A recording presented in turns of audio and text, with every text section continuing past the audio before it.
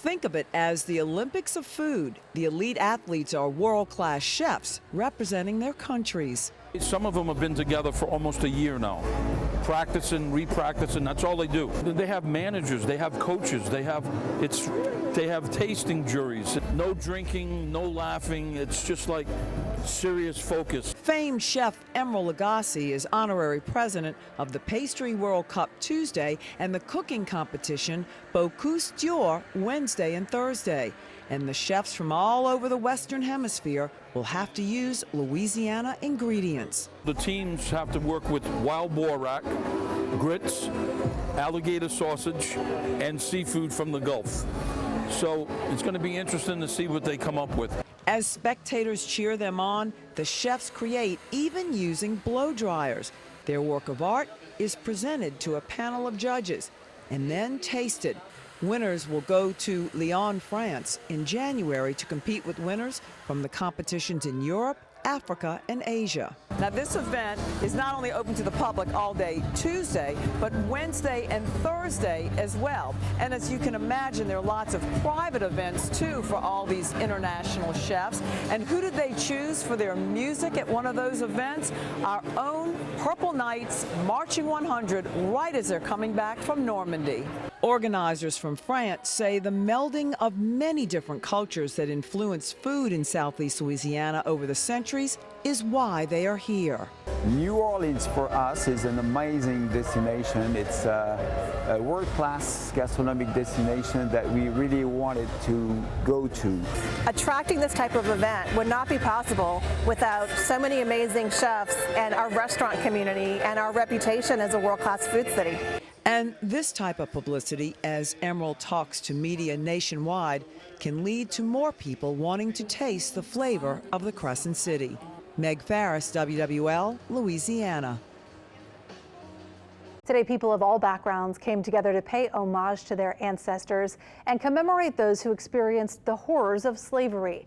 The Ash Cultural Arts Center organized the event called Mafa, named after the Swahili word meaning horrific tragedy at Congo Square. Our photojournalist Yasmin Singleton takes us there.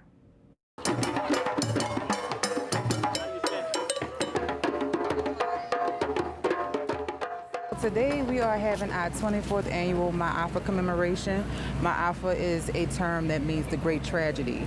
And so on this day we honor and we pay homage to those who made their way and those who didn't make their way during the transatlantic slave trade. And we start out with the performances and offerings here in Congo Square, which is very significant to our ancestors and our culture here in New Orleans. At the river, we have some more performances and dances, and then we give offerings to our own ancestors, those that are significant to us in our lives. I want people to really acknowledge their own history and their own ancestors. I want people to acknowledge the history that took place here in New Orleans. In the French Quarter, there had over 28 slave auction houses, right? So there's a unique history here when we start talking about freedom, when we're able to celebrate and enjoy the music that we have here. So that's what Essence Fest is really all about, right? So it's the essence of culture, is what it's called, right? So I want people to really understand and hone in on that word culture and what it means and what tradition means. Today, Mayor Latoya Cantrell fielded a number of questions at her weekly briefing. She was asked about student workers who haven't received their paychecks, as well as the search for a new NOPD chief. Leah McNeil joins us live now from City Hall with more on what the mayor had to say. Leah?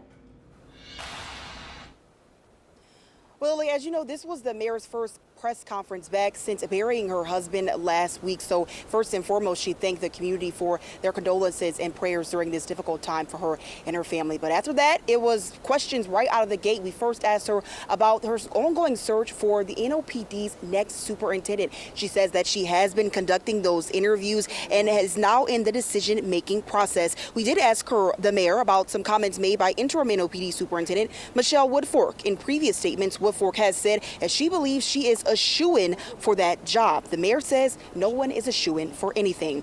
We also questioned the mayor about the jobs that some student workers have worked over the summer and has still not gotten their paychecks from that. When questioned, the mayor said this.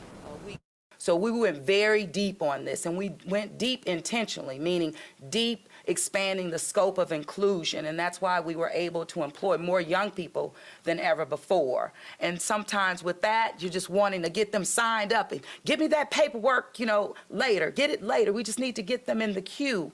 But what we're going to do is build out a robust system, data collection system, so that we can manage more effectively, and at the end of the day, get people paid on time.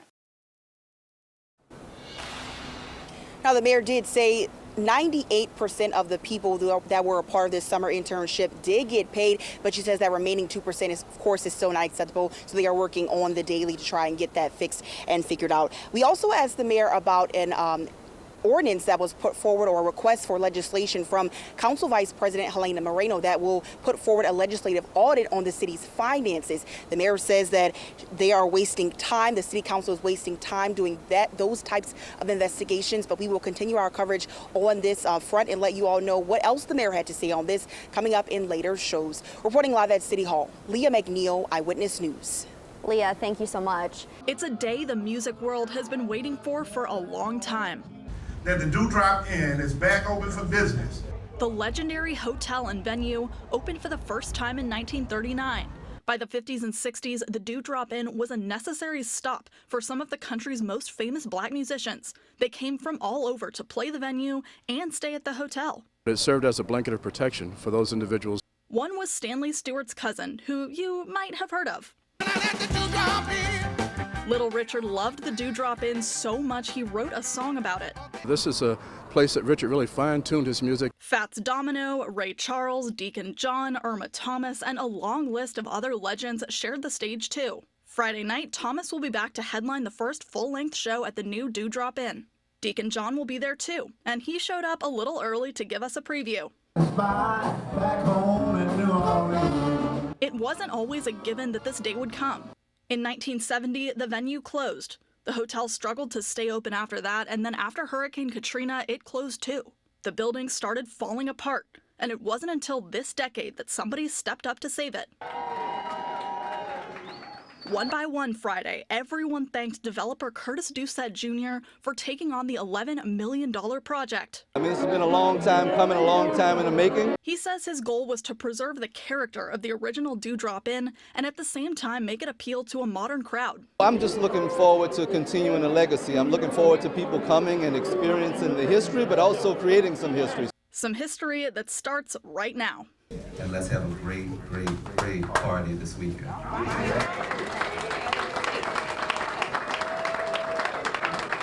According to City Council, some city projects are not being finished because the city hasn't paid them. Some teens who were involved in the city summer internship program are also missing checks. Mayor Cantrell said she doesn't know about city vendors not being paid, but said they are working to get teens paid. We are going to, and we are doing everything possible to not only address the data collection, making sure that we have accuracy there, but getting checks cut to our young people. That is the priority. Despite these ongoing allegations of not paying their bills, at least one vendor is very willing to do work with the city. Wednesday, the city unveiled a partnership with Safe Wash Solutions to address abatement and graffiti. They've been so responsive, so professional. I can't see how they wouldn't. It's been such a joy working with everyone that we've been working with. And I can tell you from past experience with some other contracts that we have with the city, they pay on time, every time. Safe Wash Solutions says they've had a positive experience working with the city in the past, but according to some city council members, some city vendors are still waiting to be paid millions of dollars for work that's been completed for months now. There's one firm that's owed $7 million for projects completed in 2022. Councilmember Moreno says it's gotten so bad, she's moving to call in the legislative auditor to take a look at the city's accounts and payment system. Mayor Cantrell says they're willing to comply with the investigation, but says it's not needed. This particular city council, that's all they've been about, quite frankly. And it's been a waste of time. It's been a waste of money. But at the end of the day, if it proves that practices are effective or even practices can be improved upon, then I'm all for it. It's a waste of time to bring in a legislative auditor when there's a vendor who did work back in 2022, he still owed $7 million. I don't know specifically what you're talking about, so I'm not going to respond specifically to what you're bringing up to me. So what I believe is that if there's any issues that we need to comb through, we're committed to doing that. Moreno says bringing in the legislative auditor is the only way to ensure the information is handed over. Alyssa Curtis, Eyewitness News.